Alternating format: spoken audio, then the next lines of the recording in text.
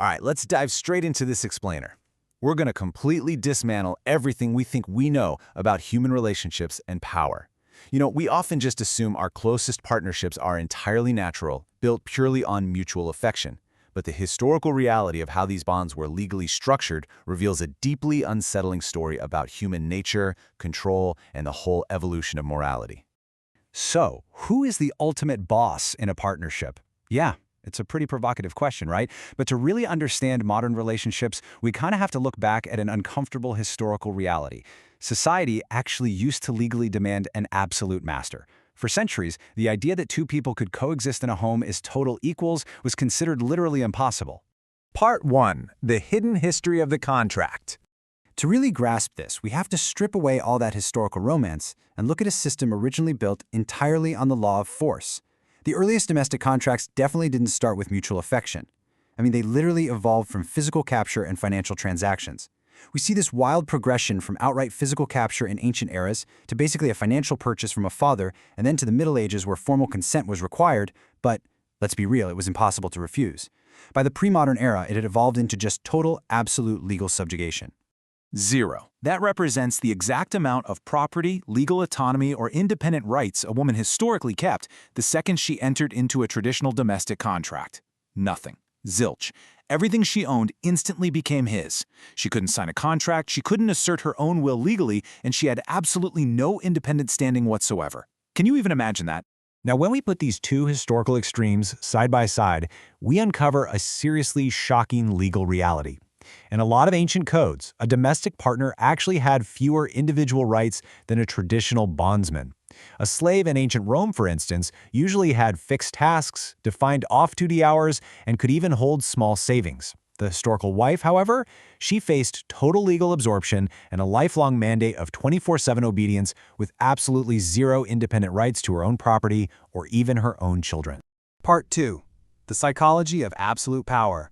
So it's not just about historical laws, it's about what happens to the human mind when you hand it completely unrestrained authority over another living person. People often argue that, hey, intense love existed back then, so this absolute legal power didn't really matter. They point to happy couples from history. But we have to ask ourselves, is relying on someone just being in a good mood a viable foundation for a relationship? Just because a person in power happens to be kind, does that justify a system giving them the legal right to be a total tyrant? There's this timeless maxim that hits the nail on the head. Laws and institutions require to be adapted not to good men, but to bad. Think about it. We don't design laws assuming everyone's a perfect angel, right? We design them to protect the vulnerable from those who might abuse their power. Yet historically, the domestic contract handed absolute power to everyone, completely regardless of their character. Because when you hand out absolute power without requiring even a shred of proof that someone is a good person, well, it incubates our absolute most selfish instincts. The home essentially becomes a nursery for arrogance and entitlement. And crucially, because the subjugated party has absolutely no legal power, they're forced to use manipulation, nagging, or emotional games just to survive or get their way. It completely corrupts the dynamic for both people involved.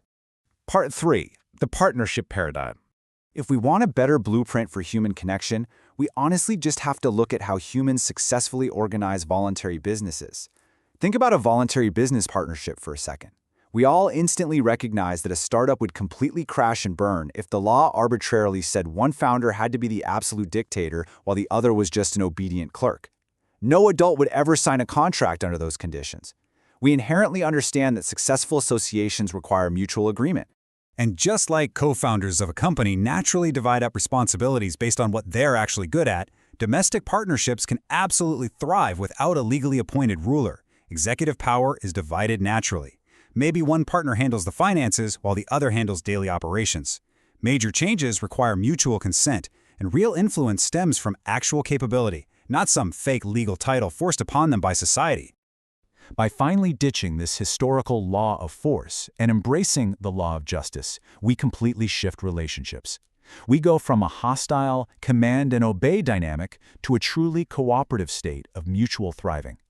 The law of force basically demands that an equal is an enemy. But the law of justice?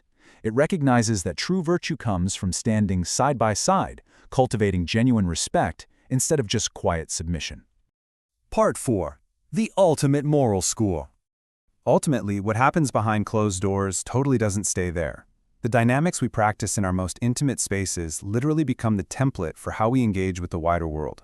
We are actually living through the greatest evolution in human history right now. In the ancient past, morality literally just meant submitting to whoever had the most power. Then, society transitioned into the morality of chivalry, the idea that the strong should graciously protect the weak. But our ultimate future?